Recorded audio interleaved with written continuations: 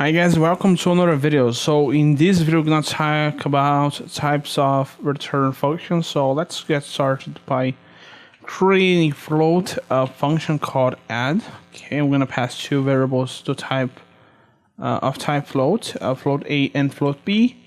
And as usual, we're gonna return A plus B just for the sake of this video. Okay, so that's it. We're gonna create two variables. Float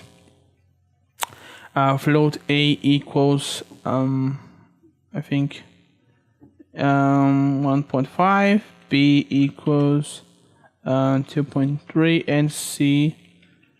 So we're gonna assign C equals add A B. So you guys can see.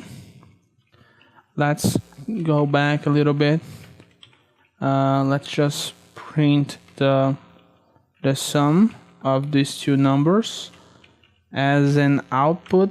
Okay, so there we go. Let's compile and run. So you guys should see I think 3.8, yeah, as an output.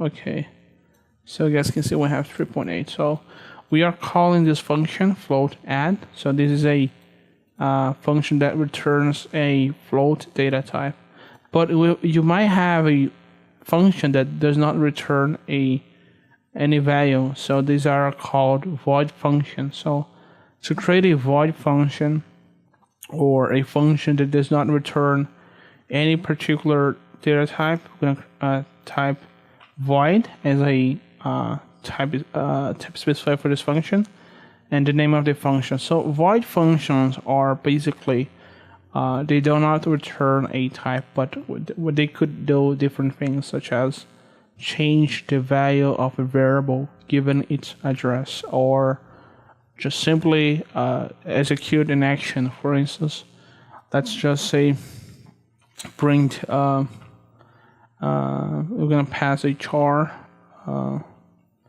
Let's pass a char text. So this is going to be a char array. You could do this printf %s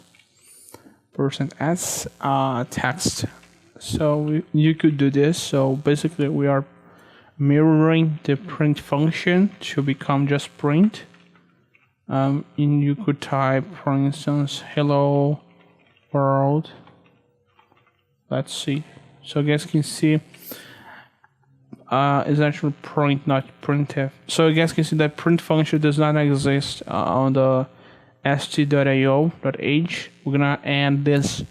We call this print here is this print. As you guys can see, the ID highlights that code for us. So if we execute, we're gonna see hello world as expected. So pay attention to this, guys.